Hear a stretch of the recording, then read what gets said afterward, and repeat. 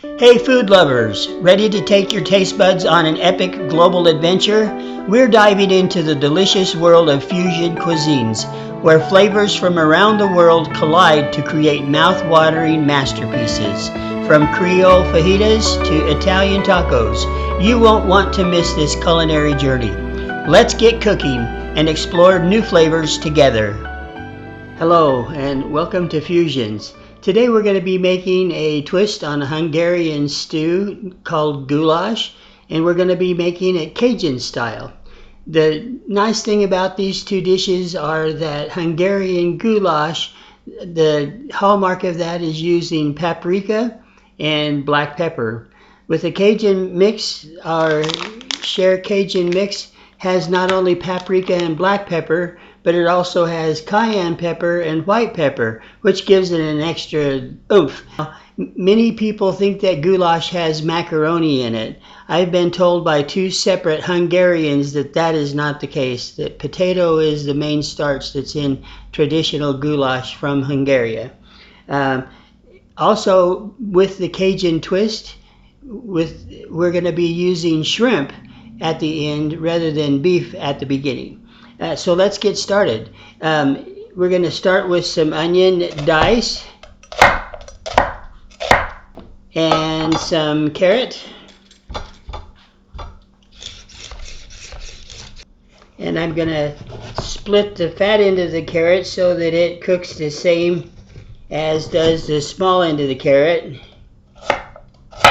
And some potato. This is rather boring. I'll be back. Let's go ahead and saute the hard vegetable first in a little bit of butter.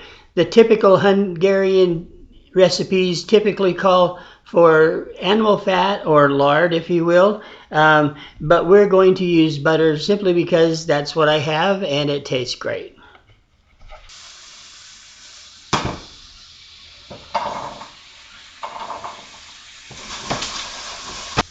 Let's go ahead and cut the potato while we're waiting. About 3/4 inch chunks.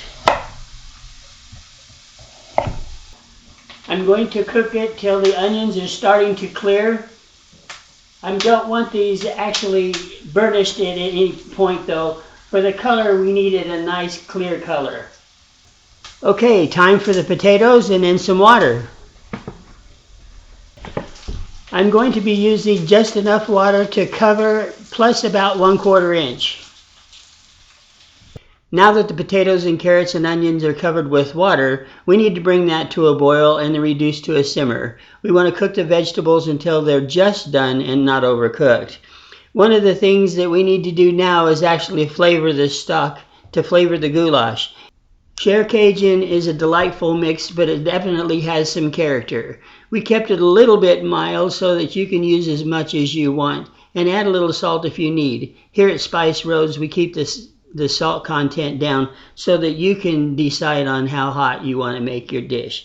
But this does have cayenne and other peppers in it, which makes it characteristics of the bayou.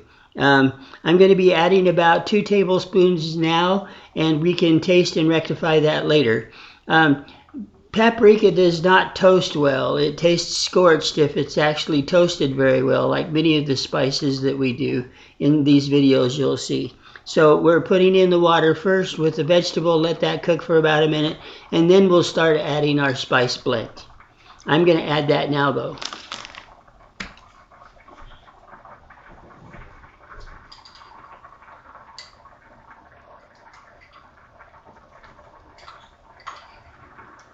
I've added about 2 rounded tablespoons. Look at that color, how delightful.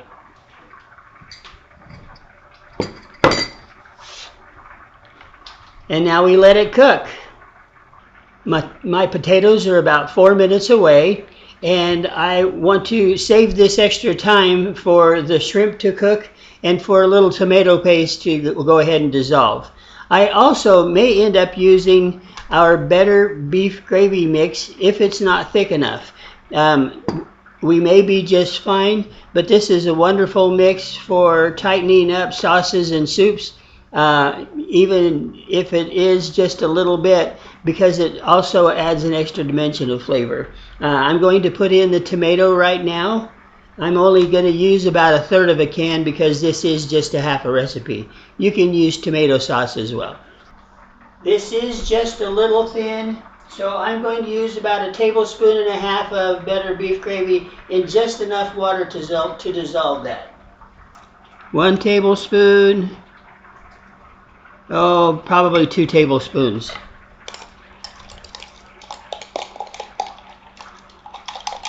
See how fast that dissolves.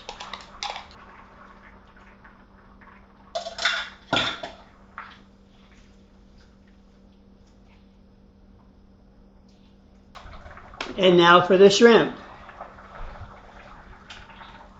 And let's let that cook for about 3 minutes. It will be finished. And it's time to plate.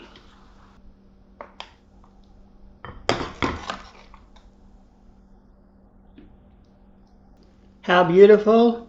And I tasted it. It's just as delicious. Thank you for joining us. Good day.